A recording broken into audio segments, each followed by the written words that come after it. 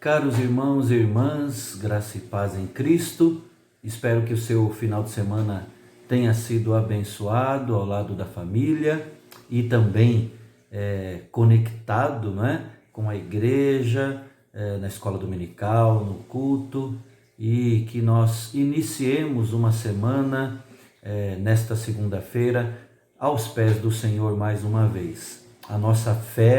Que a nossa vida, enfim, esteja firmada no Senhor. E eu gostaria de cantar com você, logo de início aqui na nossa devocional de hoje, o hino 93 do Inário Novo Cântico, que tem como título Firmeza na Fé. A minha fé e o meu amor estão firmados no Senhor.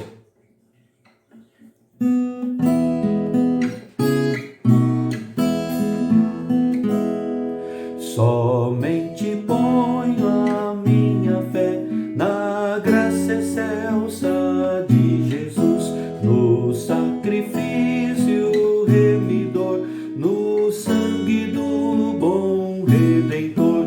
A minha fé e o meu amor estão firmados no Senhor, estão firmados no Senhor. Se não lhe posso a face ver, é pela fé que vou viver. Em cada transe a suportar, eu hei de nele confiar. A minha fé e o meu amor estão firmados no Senhor, estão firmados no Senhor.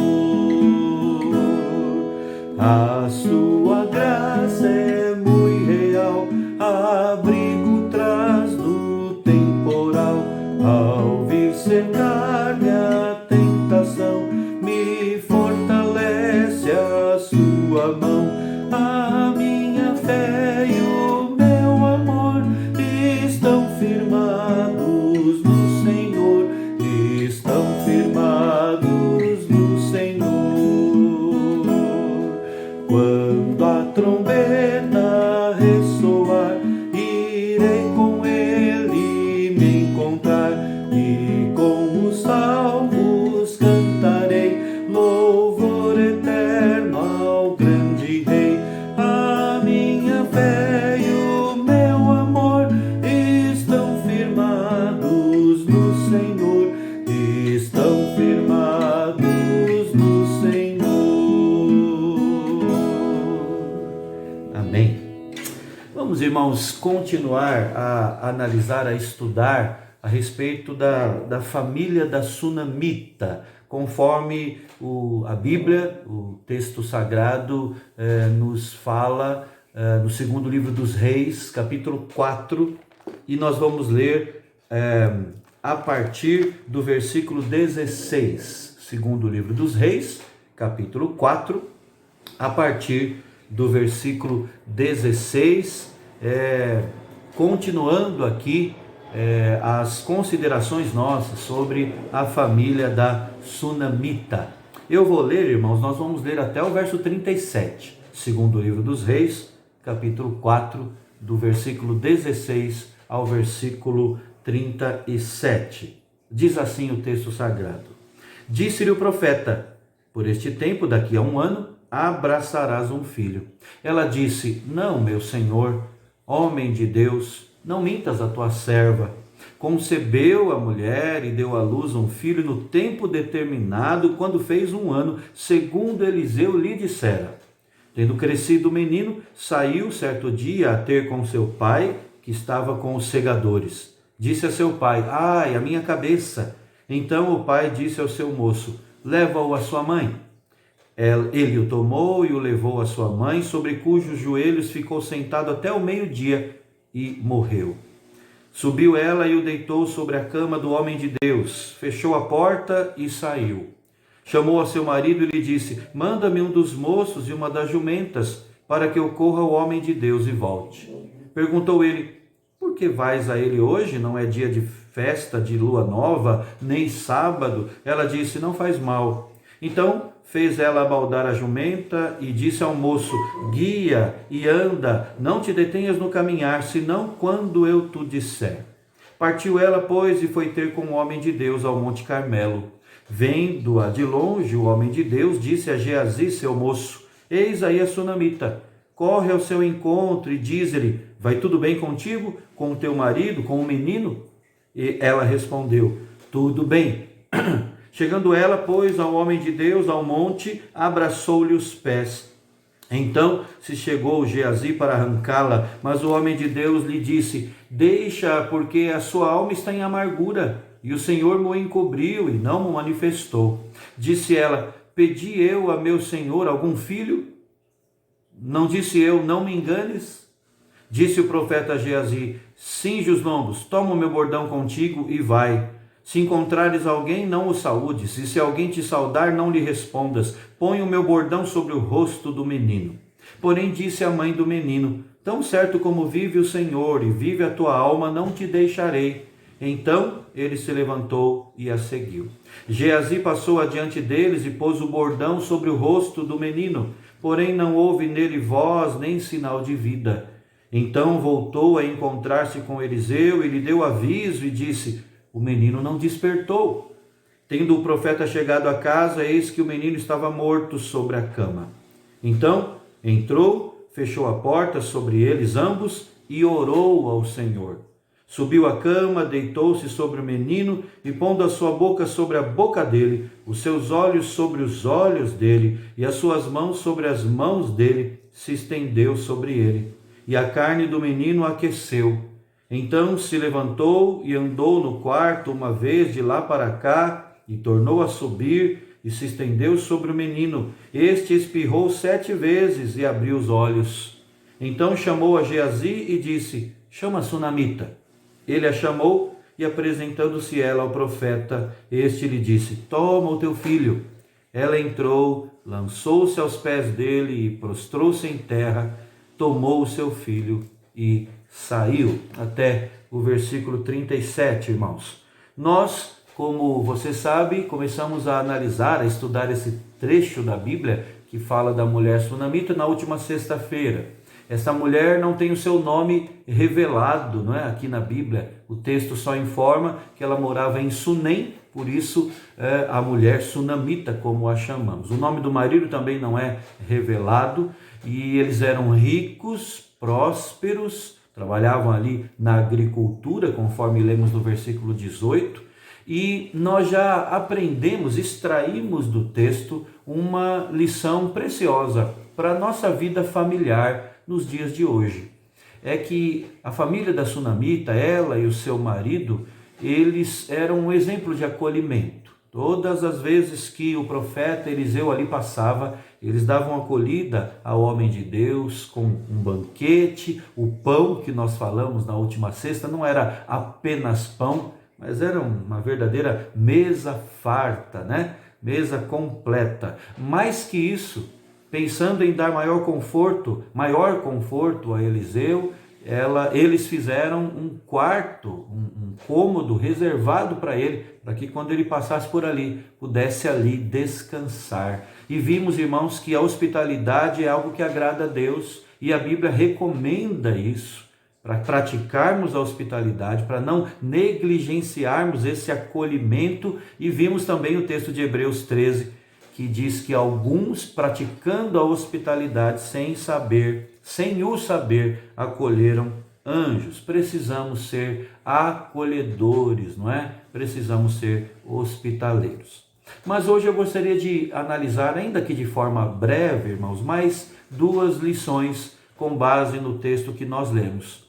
Porque vemos sim esse exemplo de acolhimento na mulher sunamita, no seu marido, mas vemos também que eles tiveram que lidar com o infortúnio da morte, não é? Eles dois, esse casal, não tinham filhos. E o profeta Eliseu, tocado e agradecido por todo aquele acolhimento, ele então pergunta à mulher do que ela precisava, e detectando ali a necessidade de um filho, ele garante que no espaço de 1 ano ela teria um filho. Ela a princípio duvida, mas a palavra do profeta se cumpre, o menino nasceu, o menino trouxe alegria à casa. No entanto, irmãos, a morte chegou a este lar, justamente a morte desse menino, a morte do filho deles. E é interessante, ou melhor, interessante não é a palavra, mas é um fato que desde a queda de nossos primeiros pais, a morte se faz presente no mundo, sempre causando dor, sempre gerando angústia. A Bíblia apresenta diversos relatos da experiência do luto em família. E nós estamos passando por esses tempos de pandemia, não é, irmãos? Em que estamos vendo em gente próxima a nós, quem sabe na nossa própria família, a experiência de perder alguém, a morte presente, não é? A experiência do luto. Pois é, numa destas passagens que fala da Bíblia, que fala sobre o luto, existe até a informação de que o próprio Senhor Jesus se angustiou diante da morte de um amigo querido, conforme nós lemos no Evangelho de João, capítulo 11. A família da Sunamita enfrentou isso também, enfrentou a experiência do luto. Esse menino que não chegava e que, mediante a palavra do profeta, veio e, como eu disse, trouxe certamente alegria ali à casa. O texto diz que ele estava trabalhando na colheita, ainda de manhã, sentiu uma dor forte de cabeça, foi levado para casa, ficou horas ali, sentado no colo da mãe, mas ao meio-dia acabou morrendo. O luto chegou àquela casa. E certamente, irmãos, muitas famílias, como eu disse, têm conhecido esta dor. Mesmo aquelas que ainda não tiveram que lidar de perto, né, com esta experiência, um dia vão ter que passar. É algo inevitável. E diante disso, irmãos, a família deve viver intensamente os dias que o Senhor lhe dá. Ou seja, entendendo que uma hora ou outra vamos ter que lidar com a experiência do luto, nós temos que viver intensamente os laços de família. Muitas vezes nós nos privamos da companhia uns dos outros, do aconchego, não é, familiar, devido a circunstâncias que se explicam, é verdade, e que também são inevitáveis, né? A distância ou o trabalho, os compromissos, as preocupações, enfim. Agora, em outros casos, simplesmente nós desperdiçamos as oportunidades de vivermos intensamente, de modo próximo, a vida familiar. Muitas vezes por descuido, pensando que nós sempre teremos a família ao nosso lado, o que é uma inverdade à luz da palavra de Deus e à luz da própria experiência nossa, não é? Mas lamentavelmente também outras tantas vezes é por alguma inimizade no seio familiar. Os membros da família se afastam uns dos outros. Diante, irmãos, da inevitabilidade e do infortúnio da morte, nós devemos aprofundar todos os laços, todas as oportunidades para viver melhor em família, para viver da melhor maneira possível a vida familiar. Você se lembra do que o nosso irmão presbítero Fernando Monberg nos falou na última quarta-feira? Usando aquele texto de Tiago 4, verso 14, não é? Ele nos alertou ali. O texto diz: vós não sabeis o que sucederá amanhã, que é a vossa vida. Sois apenas como neblina que aparece por instante e logo se dissipa. Como diz também aquele hino do nosso inário, o amanhã pode ser muito tarde. Diante da realidade do luto, que vai se abater, nós precisamos ajustar os nossos laços familiares. Precisamos fazer isso. Mas nós temos ainda uma lição, irmãos, muito preciosa, que é a caminhada da fé desta mulher, a mulher sunamita. Diante daquela tragédia, da tragédia que se abateu sobre eles ali, a mãe angustiada, essa mulher que, como já vimos, a Bíblia não revela o seu nome, ela não se desespera. É interessante notarmos isso. Ela se dispõe rapidamente a fazer uma caminhada de fé, uma caminhada de esperança. Nós vemos isso a partir do versículo 24 do texto que nós lemos. Ao chegar ali até onde o profeta estava, ela saiu da sua casa, se dirigiu até a residência do profeta. Ela vê Eliseu e Eliseu logo ordena para o seu moço Geazi, o seu assistente ali, né, dizendo assim: corre ao seu encontro e diz-lhe, pergunta-lhe, vai tudo bem contigo, com teu marido, com o menino? E numa atitude de fé, irmãos, poucas vezes vista, mesmo na Bíblia, ela responde dizendo: tudo bem. Está tudo bem? E ela diz: tudo bem. Nós não podemos ver uma outra palavra senão a palavra aqui da fé, a palavra da fé e da esperança. Isso está no versículo 26. Eu quero até ler para vocês. Vendo-a de longe o homem de Deus, verso 25. Vendo-a de longe o homem de Deus, disse a Geazi seu moço: eis aí a sunamita, corre ao seu encontro e diz-lhe: vai tudo bem contigo, com teu marido, com o menino? Ela respondeu: tudo bem, tudo bem. Na verdade, as coisas não estavam bem, não é? Mas cremos que por ela ter o foco em Deus, a paz no Senhor e a paz do Senhor no seu coração, é que ela pôde expressar isso: está tudo bem, mesmo ao lidar com o luto, com a perda daquele menino. E Elias, diz o texto, estava assentado, e ela se lança aos seus pés, derrama ali a sua angústia, mesmo dizendo que estava tudo bem, o seu coração estava angustiado, né? E depois ela disse assim: tão certo como vive o Senhor, vive a tua alma, eu não te deixarei. É porque nesse intervalo, Eliseu, entendendo o que tinha acontecido, resolve enviar Geazi, aquele moço, seu assistente, para ir lá, para colocar o bordão dele sobre o menino, para trazer de volta à vida o menino. Mas a mulher diz essas palavras, né? Olha, tão certo como vive o Senhor, vive a tua alma, eu não te deixarei. Então ele entendeu que ela queria que ele fosse com ela. Então ele se levanta e a segue. Era como se ela tivesse se agarrado à bênção. Ela tinha consciência de que aquela caminhada de fé a havia levado até o lugar onde estava um homem de Deus, o representante do Senhor ali, alguém que ela tanto precisava naquele momento. O seu coração angustiado estava agora, por assim dizer, confortado. Tinha a esperança renovada. E diz o texto que, tendo o profeta vai com ela, e tendo o profeta chegado à casa, eis que o menino estava morto sobre a cama. E reparem aqui no que o homem de Deus faz, no que Eliseu faz. Diz o texto que ele entrou, fechou a porta sobre eles ambos e orou ao Senhor. Irmãos, a mulher sunamita não buscou o homem de Deus, o profeta Eliseu, por causa do homem de Deus, por causa do profeta Eliseu, mas buscou aquele homem por causa do Deus de Eliseu.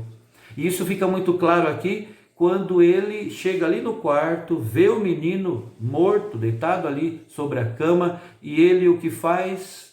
Busca ao Senhor, fecha a porta ali sobre eles e ora ao Senhor. Irmão e irmã, nós precisamos fazer o mesmo em todos os momentos e de um modo especial nas adversidades, nos momentos de angústia, nas nossas crises. Nós, como família, precisamos adotar esse mesmo expediente aqui, entrar no quarto, fechar a porta e orar ao Senhor, buscar o Deus dos profetas, o Deus dos apóstolos, o Deus do povo do Senhor. Depois de algum tempo, depois de usar de uma postura aqui, uma estratégia um tanto quanto não convencional, não é? Porque o texto diz aqui no final do capítulo 4, caminhando para o final, que ele então subiu à cama, o profeta Eliseu, ele se deita sobre o menino, põe a boca sobre a boca do menino, os olhos sobre os olhos do menino, as mãos sobre as mãos dele. Ele se estendeu sobre o menino e a carne do menino aqueceu, diz aqui o relato bíblico. Então ele se levanta, anda no quarto, uma vez de lá para cá e torna a subir, e se estende de novo sobre o menino. Esse andar nos leva a crer que ele continua em oração e em clamor a Deus, na dependência daquele em quem ele cria. E diz o texto que maravilhosamente, milagrosamente, o menino espirra 7 vezes, abre os olhos, e aí a mãe é chamada, não é? Eliseu, pela graça de Deus, é instrumento para trazer de volta à vida aquele menino. E diz aqui o desfecho desta história, que Geazi apresenta ela ao profeta, e esse lhe diz: toma teu filho. Ela entra, se lança aos pés dele, se prostra em terra. Irmãos, isso aqui é uma referência à adoração. E de novo, ela não estava adorando o profeta, ela estava adorando o Deus do profeta, que era o seu Deus. E aí ela toma o seu filho e sai. Essa família, irmãos, nos mostra que a fé deve ser exercitada. Deus não nos deu a fé, Deus não nos mantém na fé para que esta fé seja uma fé inócua, né?